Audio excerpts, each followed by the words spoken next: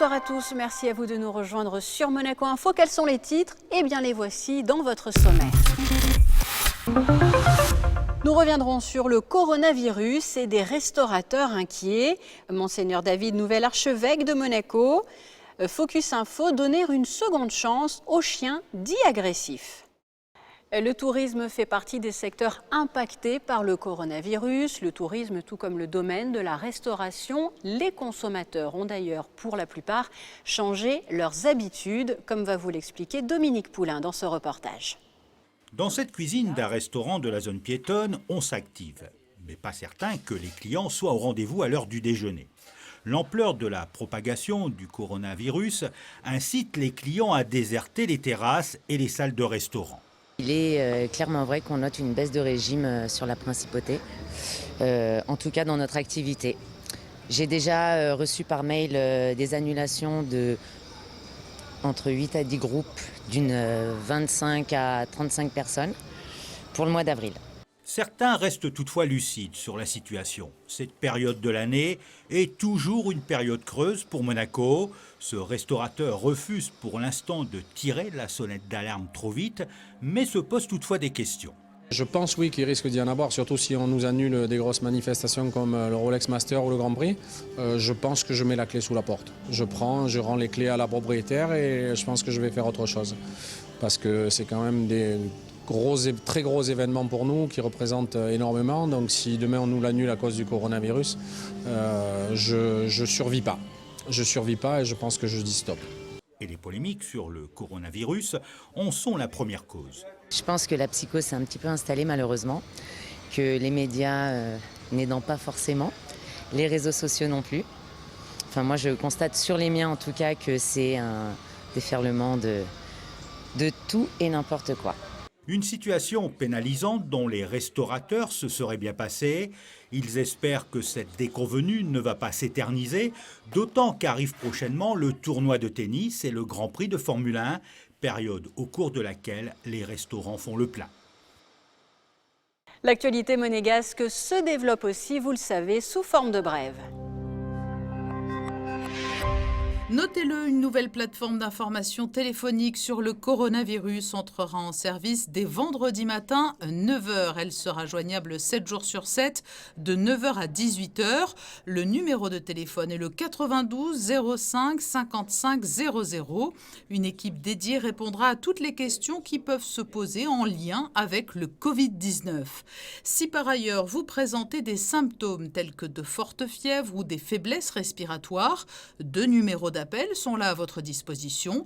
Contactez les pompiers au 18 ou au 112. Bernard Fautrier vient de recevoir les insignes de chevalier de la Légion d'honneur des mains de l'ambassadeur de France à Monaco, Laurent Stefanini. Bernard Fautrier, qui a occupé de très nombreuses hautes fonctions dans l'administration monégasque, avant d'assurer la vice-présidence de la Fondation Prince Albert II de Monaco, a été nommé l'an passé conseiller spécial auprès du prince souverain, chargé des questions environnementales. Laurent Stefanini a tenu à saluer la carrière remarquable de Bernard Fautrier, tout en soulignant le fait que la République française honorait ainsi un homme de caractère qui a toujours été fier notamment de porter ses engagements au service de la principauté. Monseigneur David qui succédera officiellement dimanche 8 mars à Monseigneur Barcy et donc le nouvel archevêque de la principauté. Il est arrivé à Monaco et en a profité pour rencontrer la presse jeudi matin. Christine Datomel était au diocèse pour vous. 20 ans que cela ne s'était plus produit. Dimanche aura lieu à 15h30 la cérémonie d'ordination épiscopale à la cathédrale de Monaco. À noter cependant que l'édifice ouvrira ses portes dès 14h45 pour accueillir le public. 3 célébrants donc pour présider cette cérémonie particulière. Et si Monseigneur Barcy sera le consécrateur principal, nous retrouverons à ses côtés l'archevêque de Bordeaux, Monseigneur Jam, et l'évêque du Mans, Monseigneur Lessot. Des rites, des gestes et des paroles symboliques auront lieu lors de cette cérémonie. L'imposition des mains des 3 évêques présents sur la tête de l'ordinant et la prière de consécration seront sans aucun doute des instants fort émouvants.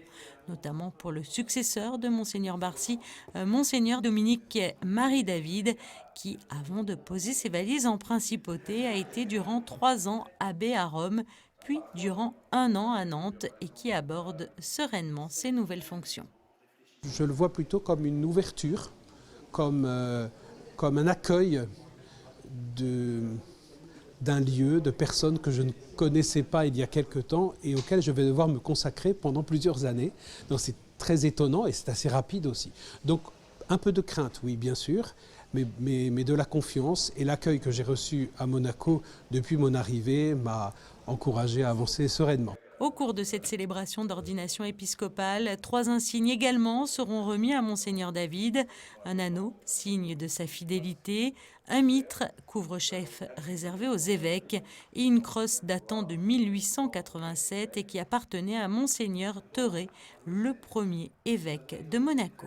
Je n'ai pas un programme déjà tout fait, hein. Et donc je vais prendre le temps de réfléchir un peu. Il y a des choses qui forcément ont marqué mon chemin, aussi comme prêtre. Je pense que la question des jeunes et des vocations, mais aussi la question des familles, et comment aujourd'hui des chrétiens baptisés peuvent trouver leur place de témoins du Christ dans la vie d'aujourd'hui, en collaboration avec les prêtres. On est dans un monde tellement subjectif et individualiste qu'il faut qu'on développe, à mon avis, sans doute beaucoup plus, quel regard je porte sur ceux qui m'entourent. Voilà, c'est sans doute quelque chose qui accompagnera à la fois c'est la pastorale, les familles, des jeunes, des vocations, l'éducation aussi, parce que c'est tellement important pour l'avenir, et qui marquera aussi ma collaboration aussi avec le gouvernement princier et tous ceux avec qui je serai amené à travailler. Et puis sachez qu'à la fin de cette cérémonie d'ordination épiscopale, dimanche aura lieu un Te Deum pour rendre grâce à Dieu du don de l'évêque qui a été fait à la principauté de Monaco. Ils sont passionnés et se sont donnés comme objectif d'offrir une seconde chance aux chiens considérés comme agressifs. Notre Focus Info de ce soir nous emmène à la rencontre de l'association Sky Dogs dans leur nouveau centre situé sur les hauteurs de Contes. Alexandra Pani.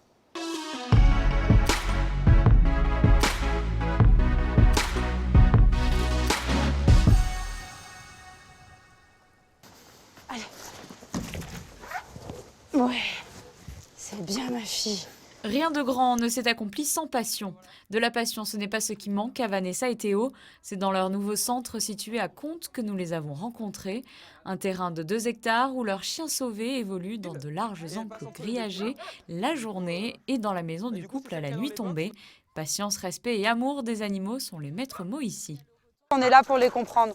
C'est-à-dire qu'on est là pour montrer qu'en fait un chien qui mord ou un chien qui est agressif à travers une grille, c'est pas un chien méchant, c'est juste un chien qui est incompris. Aujourd'hui, Prince, quand on l'a récupéré, c'est un chien qui attaquait tout ce qui bougeait, il nous attaquait nous. Ça fait maintenant 2 ans qu'on l'a, et aujourd'hui, Prince, je peux le lâcher avec n'importe qui. C'est juste que bon, c'était complètement incompris. Et on est là pour ça, pour montrer aux gens en fait que ces chiens-là, c'est pas des cosses perdues. Pas à bouger. Prince, mais ici là, ici. Ouais, c'est bien. Allez, coucher, pas à bouger. Ici, on a les 3/4, c'est des chiens qui sont agressifs et qui sont incompris. C'est des chiens qui ont soit mordu, soit qui ont des gros troubles de comportement, donc qui sont pour le moment implaçables. Et après, on a des chiens des fois lambda, tels que Esmé.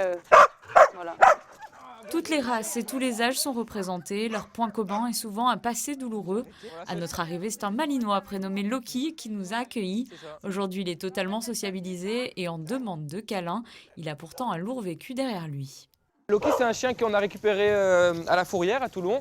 En fait, il errait dans la ville et il a été brûlé à l'acide au niveau du visage et un peu sur le corps.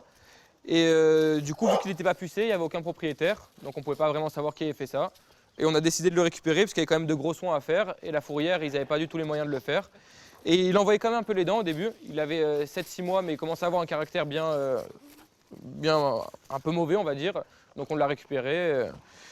Au début, on a commencé avec un refuge à Cabriès. C'était un refuge qui avait vraiment besoin d'aide, on va dire, qui avait des chiens un peu compliqués. Vanessa a récupéré un premier chien là-bas et on a commencé à se faire un nom, on va dire, parce que c'était un chien qui était réputé pour être très agressif. Donc on l'a récupéré, on l'a rééduqué, on l'a fait adopter. Et ça a commencé comme ça, et après de fil en aiguille. 7 box, 4 parcs et un terrain pour le sport. Le DCF qui consiste à franchir 4 sortes d'obstacles. Le franchissement de haies, le saut en longueur, le saut en hauteur et une montée verticale sur un mur à 90 degrés. C'est justement par la pratique de cette discipline que les chiens agressifs qu'ils récupèrent sont ensuite travaillés pour leur permettre d'être canalisés. Un exemple avec Athéna, récupéré il y a quelques mois, une chienne qui a encore une légère tendance agressive en laisse, mais qui réussit à être canalisée lors d'exercices et qui a développé de réelles aptitudes. Pas bouger. Allez. Wouhou! C'est bien. On met un jouet sur le mur et le chien, le but c'est qu'il le rattrape et qu'il le descende avec le jouet au sol. Et donc ça en fait, tout ça c'est du DCF, ça s'appelle, c'est une fédération française de sport et ça nous aide vraiment à canaliser tout ce qui est chien agressif. Ça leur apprend la concentration, ça leur apprend vraiment plein de choses, le halt, pas bouger et tout. Donc nous ça nous aide vraiment beaucoup à les canaliser physiquement et mentalement aussi.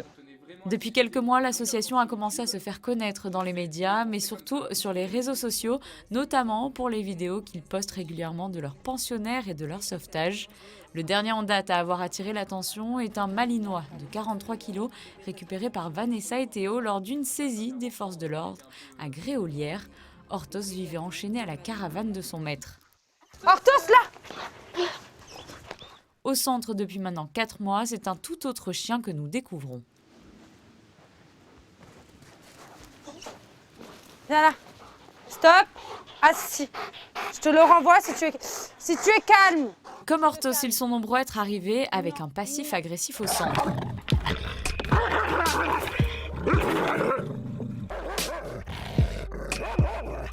Et aujourd'hui, j'ai pu rentrer en toute sécurité dans l'enclos avec Prince. La muselière était là pour une question seulement de prévention, car il me rencontrait pour la première fois. Pour nous, une règle de sécurité. C'est-à-dire que même si on est sûr de notre travail, l'être humain, on ne le contrôle pas en fait. Et on ne contrôle pas vos émotions. C'est-à-dire qu'un stress ou n'importe quoi, on ne sait jamais. Voilà. Donc moi, on travaille toujours toujours on peut pas se permettre en sécurité. La première rencontre, etc., même avec mes amis, je la fais toujours museler et après je le démuselle. Viens là, Prince. Là, ici. Stop, assis. Ouais. Donne la patte. C'est bien ça. Couché. C'est bien, pas bouger. C'était pire qu'Hortos. D'accord. C'était vraiment mauvais. Parce que lui, il a été dressé pour... Lui, il a été dressé pour l'attaque. Lui, en fait, c'était vraiment de l'extrême, quoi. L'humain, c'était en attaque. Prince est aujourd'hui totalement réhabilité. Son passé agressif de chien d'attaque est derrière lui. Une chance pour lui et ses congénères d'avoir croisé la route de cette jeune association.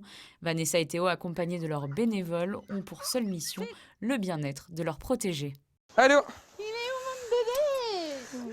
mon bébé? Voilà pour l'essentiel de l'actualité. Passons à présent à vos prévisions météo.